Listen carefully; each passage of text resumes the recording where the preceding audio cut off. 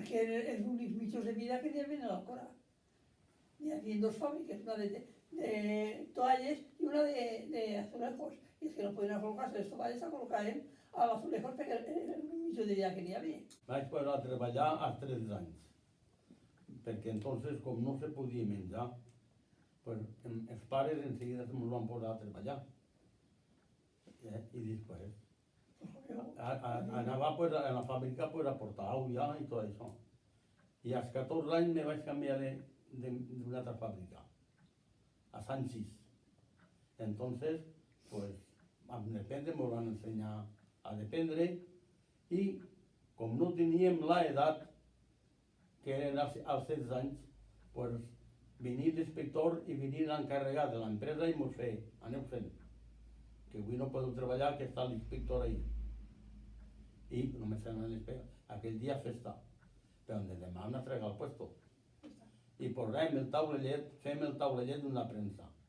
El posem de xiquets tal, a una sala perquè se secare.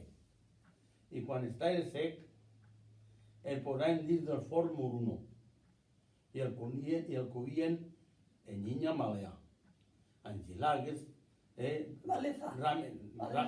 rames de pi i tot, i està 7 dies coent en el forn. 7. I després passava un home, el traien a mà quan se gelava el forn. Quan se gelava. Una vegada se gelava el forn, pues el traiem. I n'hi havia un home, o dos homes, que el tocaven en una pedreta. I si el taulellet estava sano, entonces passava al pintador. El pintador, un home, pues, li tirava el vernís en la mà i el posaven a la màquina. I allí les dones pues, anaven replegant-lo. I pues, després passava per un altre forn i arrastre i eixia el fi. I després el tenien que mirar si tenia algun defecte i de tots els trossets que fan el costava pel mercat almenys un mes un taulellet. Un mes a un taulellet pel mercat. Entonces el traia. I ara, conforme estan treballant en les empreses, el fan ara, el fan en este moment i alhora ja és pel mercat. Home, m'agradava pues, si com érem xiquets i no n'hi havia diners, però l'únic que volíem veure si podíem agarrar els pares donar-nos alguna perra per passar el diumenge. Jo treballava al pintador, em feien el vernís que pintaven el taulell, 15 anys. I a quina edat te va retirar o jubilar? 10 anys, estava allà. Me vaig 10 anys, pues, si me vaig entrar als 50... Bueno, me vaig eixir de la fàbrica als 60, al 61 que me vaig casar. Jo he conegut, quan se feia casa a mà, ara que està tot modernitzat, ho he conegut tot. Jo pues, el vaig prendre a l'ofici, practicant-lo en la fàbrica, l'encarregat, mos dir el que tenien que fer. No prenies de ningú, te diuen, banya el taulellet, i el banyaves. Això va ser el primer que vaig veure. El banyaves i el donaves al que feia això perquè l'envernissara i és tot, que era tot al mà entonces. Primer el banyaves, després l'envernissaven, i després les xiques que anaven darrere el limpiaven, i d'ahí l'enviaven, posaven cadiretes, i les cadiretes te l'emportaven al secador, i del secador anava al forn de passatges, i del forn de passatges tant l'almacén i diferents tries, primera, segona i tercera, i després els camions al destino del taulellet. Vale, mestre, ai, Lorena. En aquell temps no n'hi havia... No hi havia costura ni res, no anava. Si volies anar a costura, anaves. I si no volies anar a costura, no anaves. Això és la de avui anaves i demà si volies no anaves a l'escola. I quan va vindre el temps, a veure si podies anar a col·locar-te perquè anaves buscant, entonces va ser quan te vas a col·locar a l'empresa.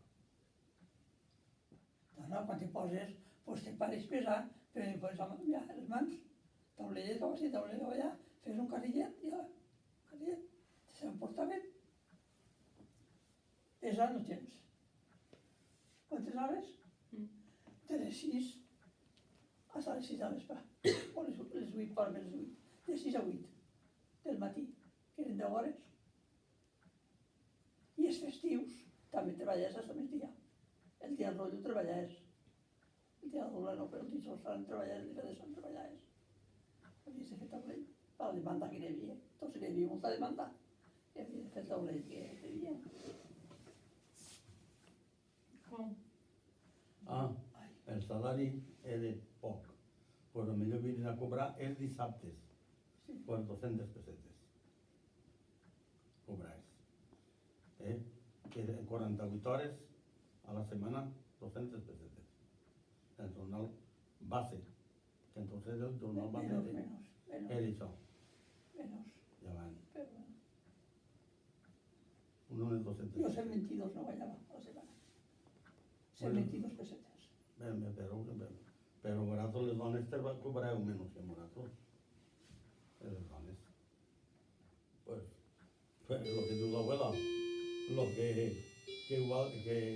donaven pues, a casa i content. El que passa que a l'any vos donaven 3 pagues extraordinaris, que ara no els donen. I entonces mos donaven a juliol, a Nadal i a principis de mes. 3 pagues que ara no les donen. Ara ho han ajuntat al sueldo que ara guanya la persona que treballa. Doncs nosaltres ens donaven a l'any 3 pagues.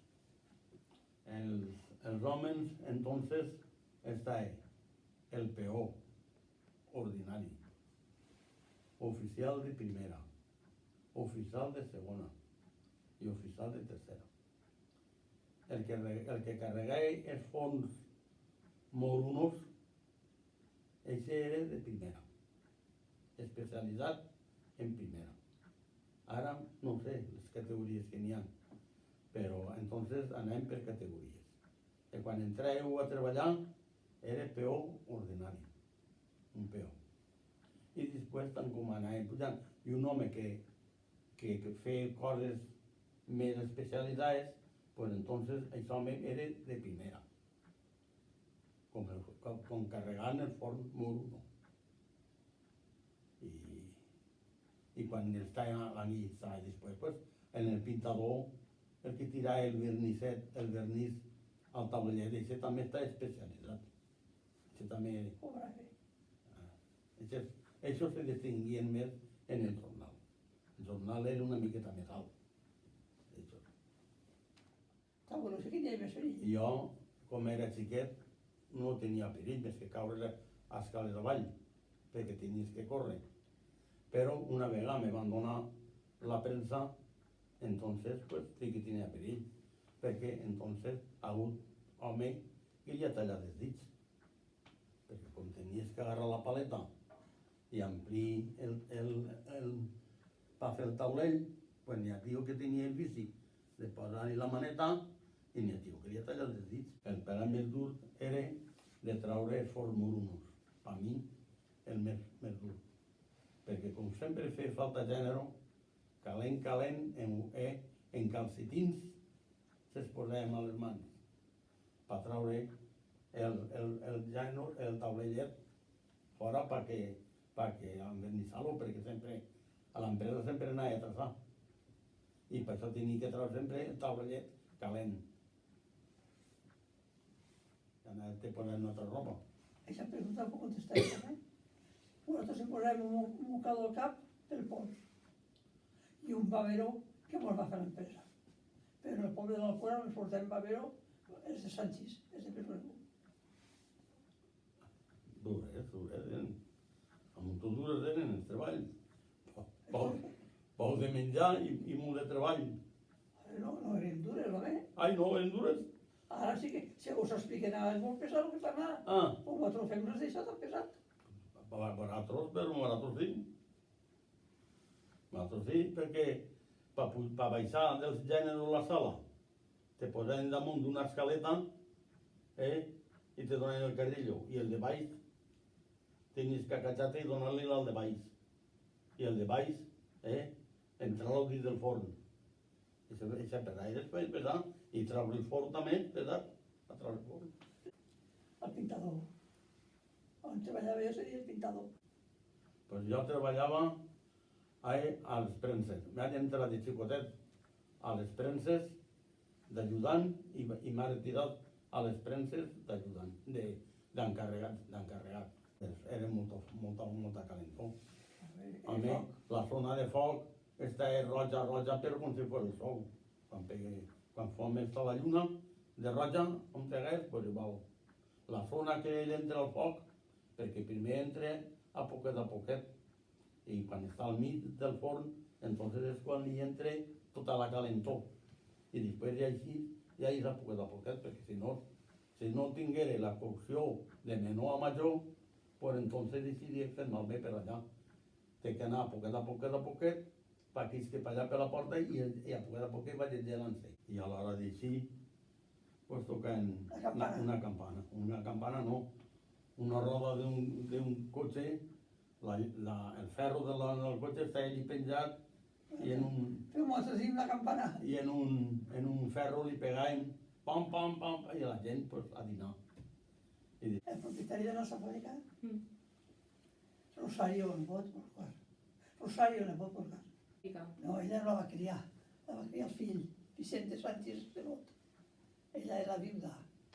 I quan se va acabar la Guerra Civil, pues el fill va tornar a començar a fabricar. Però antes de la Guerra Civil ja la tenien. La Guerra Civil. Jo he conegut que no n'hi havia capí. Capí en el coró.